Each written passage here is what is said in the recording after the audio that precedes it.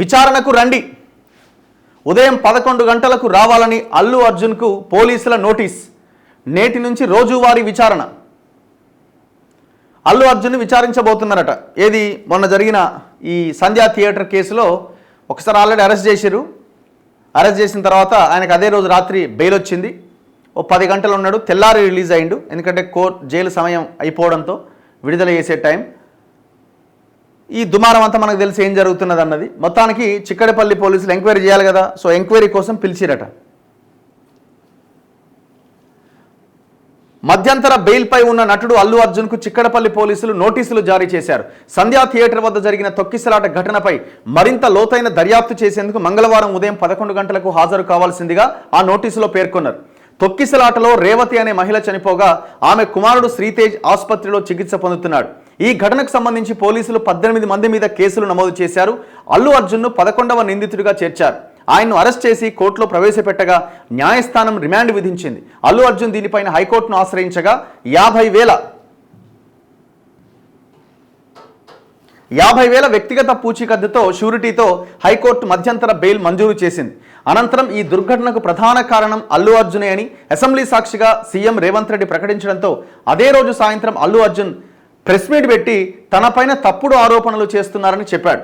అసలు రేవతి మరణం గురించి తనకు మర్నాటి దాకా తెలియదని, ఆ రోజు రాత్రి థియేటర్లో పోలీసులు తన వద్దకు రాలేదని బన్నీ చెప్పగా థియేటర్ నుంచి ఆ రోజు రాత్రి ఆయన్ను తాము దగ్గరుండి బయటకు తీసుకొస్తున్న దృశ్యాలను పోలీసులు మీడియాకు విడుదల చేశారు. ఈ పరిణామాలన్నింటి నేపథ్యంలో అల్లు అర్జున్ను పోలీసులు విచారణకు పిలవడం గమనార్హం. జరిగిన దుర్ఘటన గురించి మర్నాడు ఉదయం వరకు తనకు తెలియదని అల్లు అర్జున్ చెప్పిన నేపథ్యంలో ఆయన్ను ఎంతసేపు విచారిస్తారు, ఏ ప్రశ్నలు అడిగే అవకాశం ఉందనే అంశం ఆసక్తికరంగా మారింది. ఈ కేసు విషయమై పోలీసులు అల్లు అర్జున్ను మంగళవారం ఒక్కరోజే కాకుండా రోజు విచారణకు పిలిచే అవకాశం ఉందని విశ్వసనీయ వర్గాల సమాచారం. సినీ వర్గాల సమావేశం. సంధ్యా థియేటర్ దుర్ఘటన నేపథ్యంలో బెనిఫిట్ షో. ఇప్పుడు ఫస్ట్ అల్లు అర్జున్ గురించి మాట్లాడదాం. ఇక్కడ బేసిక్గా అల్లు అర్జున్ చేసిన తప్పు ఏంటి అంటే, ముఖ్యమంత్రి మాట్లాడిన తర్వాత ప్రెస్ మీట్ పెట్టడం. ప్రెస్ మీట్ పెట్టడం తప్పు కాదు. ఆ ప్రెస్ మీట్లో ఆయన చెప్పిన అంశాలు తప్పు. బేసిక్గా ఈ సొసైటీ మీద, ఈ సమాజం మీద, పోలీసుల మీద, వ్యవస్థ మీద అవగాహన లేకపోవడం ఒక కారణమై ఉంటుంది. అండ్ రెండోది, పక్కనే అడ్వకేట్లు ఉన్నారు, ఆయన తండ్రి ఉన్నాడు, మిగతా వాళ్ళంతా ఉన్నారు. లేదు బయట నుంచి ఎవరైనా ఆయన్ని ప్రొవోకేట్ చేసి ఆ ప్రెస్ మీట్ అయినా పెట్టించి ఆయన ఆగం చేద్దామన్న ఒక ఆలోచన చేసి ఉండాలి. లేకపోతే ఆ రకమైన ప్రెస్ మీట్ అయితే పెట్టి ఎవరు బెటర్ అసలు అట్లా. ఎందుకంటే ప్రధానంగా అల్లు అర్జున్ ఆడిన మొట్టమొదటి అబద్ధం ఏంటంటే, నేను పోలీసులకు సమాచారం ఇచ్చిన, పర్మిషన్ ఉంటేనే పోయినా అన్నాడు. అయిపోయాయి కదా. పోలీసులు చాలా క్లియర్గా సంధ్యా థియేటర్ యాజమాన్యం చిక్కడపల్లి పోలీసులకి పర్మిషన్ అడగడం, వాళ్ళు లిఖితపూర్వకంగా రిజెక్ట్ చేస్తున్నట్టుగా మళ్ళీ లెటర్ రాయడం జరిగిపోయింది. అవన్నీ బయటకు వచ్చినాయి. అంటే మీకు పర్మిషన్ లేదు అన్నది క్లియర్గా అర్థమవుతున్నది. ఇక్కడ బాధ్యత లేకుండా అల్లు అర్జున్ వ్యవహరించిండు. వితౌట్ పర్మిషన్ ఆ ప్రాంతానికి వెళ్ళిండు. పోలీసులు ఒక రకంగా పర్మిషన్ నిరాకరించిన తర్వాత కూడా ఇక్కడ మొట్టమొదటి అబద్ధం అల్లు అర్జున్ ఆడింది. అండ్ రెండోది, అల్లు అర్జున్ ఆడిన అబద్ధం ఏంటి, నా దగ్గరికి పోలీసులు ఎవరు రాలేదు. ముఖ్యమంత్రి ఏమన్నాడు అసెంబ్లీ సాక్షిగా, ఆయన అసెంబ్లీలో మాట్లాడుతున్నాడు. అసెంబ్లీలో తప్పుడు మాటలు మాట్లాడితే సినిమా వేరేలాగా ఉంటుంది. అంటే చూడ్డానికి కూడా ఆ స్థాయిలో ఉన్న వ్యక్తి అబద్ధాలు మాట్లాడినప్పుడు ఎంత భయంకరంగా ఉంటుంది. అది అబద్ధమని చెప్పే ప్రయత్నంలో భాగంగా అల్లు అర్జున్ ఏం చేసిండు, మళ్ళీ ఈడ దొరికిపోయి మళ్ళీ తప్పు చేసిండు. ముఖ్యమంత్రి చెప్పిన దాన్ని కౌంటర్ చేస్తూ నా దగ్గరికి ఎవరు రాలే, మా వాళ్ళే వచ్చిర్రు, వాళ్ళు రాగానే నేను వెళ్ళిపోయినా అన్నాడు. ఎన్ని గంటలకు వచ్చిర్రు, ఆల్మోస్ట్ సినిమా అంతా కంప్లీట్ అయింది, 12 గంటలకు ఈయన బయటకు వచ్చిండు. నా దగ్గరికి ఎవరు పోలీసులు రాలేదన్నాడు. వీడియో ఉంటుందాడా, టోటల్ వీడియో ఆ డీసీపీ బయటికి సాధారణంగా బయటికి తీసుకొస్తున్న వీడియో బయటకు వచ్చింది, దొరికిపోయింది. రెండోది, ఇంకా ఆయన ప్రధానంగా మాట్లాడింది ఏంటి, ఇట్లా అన్ని అంశాల్లో ఆయన మాట్లాడిన మాటల్లో తప్పులు కనిపించినాయి, అబద్ధాలు మాట్లాడి. మరి ఎవరు ఈయనని ప్రొవోకేట్ చేస్తున్నారా, లేకపోతే ఆయనే వచ్చి ప్రెస్ మీట్ పెడుతున్నాడా, మళ్ళీ చూసుకుంటూ చదువుతున్నాడు. చెప్పరాకపోతే సైలెంట్గా ఊరుకోవాలి. అసలు ఆ రేవంత్ రెడ్డి మాట్లాడిన తర్వాత సైలెంట్గా ఉంటే అసలు ఇష్యూనే లేదు. సరే ఇష్యూ లేకుండా ఉండదు, ఎందుకంటే ఆ బాబు కోమాలో ఉన్నాడు, నడుస్తూనే ఉంటుందిలే. కానీ ఇంత పెద్దగా అందరూ ఒకేసారిగా మూకుమ్మడిగా అటాక్ చేసే పరిస్థితి ఉండకపోవు. ఆయన ఇంకొక తప్పు ఆయన చేసింది ఏంది, ఘటన జరిగిన తర్వాత మేజర్ మిస్టేక్ ఇది. ప్రెస్ మీట్లో మాట్లాడింది ఎవడన్నా నమ్ముతాడా? ఆయన బయటికి తీసుకురాగానే నువ్వు అభివాదం చేసుకుంటూ ఇంటికి వెళ్ళిపోయినావు. మళ్ళీ బయటకు వచ్చిన తర్వాత కూడా అది మూడో తప్పు. ఇంకోటి ఏం చేసిండు, నాకు తెల్లారదాకా నాకు తెలియదు అంటుండు. అసలు ఎవడన్నా నమ్ముతాడా ఇది? నువ్వే అన్నావు ప్రెస్ మీట్లో అనర్థం జరిగిందని బయటికి తీసుకొచ్చి అన్నవా? మరి ఏం అనర్థం జరిగిందని నువ్వు అడిగినవా? ఇంటికి పోయిన తర్వాత తెలుసుకున్నావా? వేరే వాళ్ళు మీకు ఫోన్ చేసి చెప్పలేదా? తెల్లారు ఎప్పుడో తెలిసిందట ఆమె చచ్చిపోయిందని. ఏం తమాషా ఇది? ఒక ప్రెస్ మీట్ పెట్టి ఇన్ని అబద్ధాలు ఒకేసారి చెప్పడం వల్ల ఆగమైపోతాయి కదా. ఏముందండి, ఇప్పుడు నీకు తెలుసో తెలియకనేదో జరిగింది, తప్పు జరిగింది, క్షమించండి అంటే అయ్యేపాయ్. ఆ కుటుంబాన్ని ఇమీడియట్గా కలిసి వాళ్ళకు మెరుగైన పరిహారం చెల్లించి ఆ బాబు ట్రీట్మెంట్కి నేనే ఉన్నా, నేనే దగ్గరుండి చూసుకుంటా అని చెప్తే అయ్యేపోద్ది కదా, సమస్య లేదు కదా. మీరేందంటే ఈగోకు పోయి మమ్మల్ని ఎవడు అంటాడు, మేము సినిమా వాళ్ళం, మేము హీరోలు సినిమాల్లో నాయన. నిజ జీవితంలో కూడా మీరు యాక్టింగ్ చేస్తున్నారు. జీవించండి, బతకండి.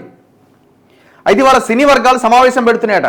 సంధ్యా థియేటర్ దుర్ఘటన నేపథ్యంలో బెనిఫిట్ షోలకు టికెట్ ధరల పెంపునకు అనుమతి ఇవ్వబోమని సీఎం రేవంత్ రెడ్డి, మంత్రి కోమటిరెడ్డి వెంకటరెడ్డి ప్రకటించిన నేపథ్యంలో దీనిపై ఫిలిం ఛాంబర్ సోమవారం కీలక సమావేశం నిర్వహించింది. ఈ సమావేశానికి నిర్మాతలు, డిస్ట్రిబ్యూటర్లు, ఎగ్జిబిటర్లు హాజరై చర్చించారు. ఇకపైన బెనిఫిట్ షోలకు అనుమతులు ఇవ్వబోమని, టికెట్ల రేట్లు పెంచబోమని అంటే ఎలా అని నిర్మాతలు ఆందోళన వ్యక్తం చేశారు. సినిమాకు అనుకున్న బడ్జెట్కు మించి ఖర్చయినప్పుడు మాత్రమే టికెట్ రేట్ పెంచాలని అడుగుతాం తప్ప ప్రతి సినిమాకు అడగమని నిర్మాత నాగవంశీ అన్నారు. దీనిపై సీఎంను కలిసే ఆలోచన ఏమైనా ఉందా అని విలేకరులు ప్రశ్నించగా ఫిల్మ్ డెవలప్మెంట్ కార్పొరేషన్ చైర్మన్, ప్రముఖ నిర్మాత దిల్ రాజు ప్రస్తుతం అమెరికాలో ఉన్నారు. ఆయన ఇక్కడికి వచ్చాక ముందు ఆయనతో సమావేశమై తదుపరి కార్యాచరణ నిర్ణయిస్తామని నాగవంశీ వెల్లడించారు. సినిమా ఇండస్ట్రీ ఆంధ్రప్రదేశ్కు తరలిపోదని ఆయన పేర్కొన్నారు. టికెట్ రేట్ల పెంపుపైన ప్రభుత్వ నిర్ణయాన్ని స్వాగతిస్తున్నామని exhibitors association chairman Vijender Reddy ప్రకటించారు. సినిమా టికెట్ ధరలు పెంచడం వల్ల ప్రేక్షకులు కన్ఫ్యూజ్ అవుతున్నారు. పెరిగిన టికెట్ రేట్లతో మధ్యతరగతి ప్రేక్షకులు, విద్యార్థులు సినిమాలకు రాలేకపోతున్నారు. ఇది కలెక్షన్లపైన కూడా ప్రభావం చూపుతోంది. టికెట్ ధరలపైన తెలంగాణ సర్కార్ తీసుకున్న నిర్ణయాన్ని స్వాగతిస్తున్నామన్నారు. తెలంగాణ ప్రభుత్వం నిర్ణయం తీసుకున్నట్లే ఏపీ ప్రభుత్వం కూడా బెనిఫిట్ షోలు, టికెట్ ధరలు పెరగకుండా చర్యలు తీసుకుంటే బాగుంటుంది అని Andhra Pradesh exhibitors sector chairman S Ramprasad అన్నారు. తెలంగాణ ప్రభుత్వం తీసుకున్న నిర్ణయం మంచి పరిణామం. సినిమాను ఎక్కువ థియేటర్స్లో విడుదల చేయడం ఎలా అనే దానిపై నిర్మాతలు దృష్టి పెట్టాలి అని ఎగ్జిబిటర్స్ అసోసియేషన్ సెక్రటరీ బాలగోవిందరాజ్ సూచించారు. ఇప్పుడు ఒక్కొక్క ఆయన మాట్లాడుతున్నాడు కదా, ఇంకోరు కూడా రెస్పాండ్ అయ్యారు. టీఎఫ్పీసీ చైర్మన్ ప్రతాని రామకృష్ణ గౌడ్ కూడా టికెట్ ధరలపైన తెలంగాణ ప్రభుత్వం తీసుకున్న నిర్ణయాన్ని స్వాగతిస్తున్నట్టుగా చెప్పారు. ఈ నిర్ణయం వల్ల చిన్న సినిమాలకు మంచి జరుగుతుంది. పెద్ద సినిమాలకు టికెట్ రేటు పెంచడం వల్ల చిన్న చిత్రాలపైన భారం పడుతోంది. ఏడాదికి రిలీజ్ అయ్యే చిత్రాల్లో చిన్న చిత్రాలే 90% ఉన్నాయి. కేవలం 10% పెద్ద సినిమాలు ఉంటున్నాయి. చిన్న సినిమాలకు డిజిటల్ రైట్స్ విషయంలో యూఎఫ్ఓ క్యూబ్ ధరలు అధికంగా ఉన్నాయి. మిగతా రాష్ట్రాల్లో 1500 ఉంటే మన దగ్గర 10,000కు వారానికి వసూలు చేస్తున్నారు. ఇప్పుడు ఈ దిల్ రాజు కానీ ఈ సోకాళ్ళు లీడర్లు ఎవరైతే నిన్న సమావేశం పెట్టుకున్నారో మీరు చిన్న సినిమాలను బతికిస్తున్నారా? చిన్న సినిమాలకి థియేటర్లు ఇస్తున్నారా? ఎవరి చేతులు ఉన్నాయి? 4 చేతులు ఉన్నాయి థియేటర్లు మొత్తం దొంగలంతా. ఓ అల్లు అరవిందో, ఓ దిల్ రాజో, ఇంకోడో మీరు తప్ప ఈ చిన్న సినిమాలని మీ థియేటర్లోకి రాణిస్తున్నారా? అవకాశం ఉన్నదా? ఇప్పుడు ఈ సినిమాకి ఎందుకు పెంచాలా టికెట్? అల్లు అర్జున్ ఇంకో 100 కోట్లు వేసుకపోతుందికా? బాగా టికెట్ల రేట్లు పెంచుకొని నువ్వు 300 కోట్ల రెమ్యునరేషన్ తీసుకుంటే ఎవరికి ఉపయోగం దీనివల్ల?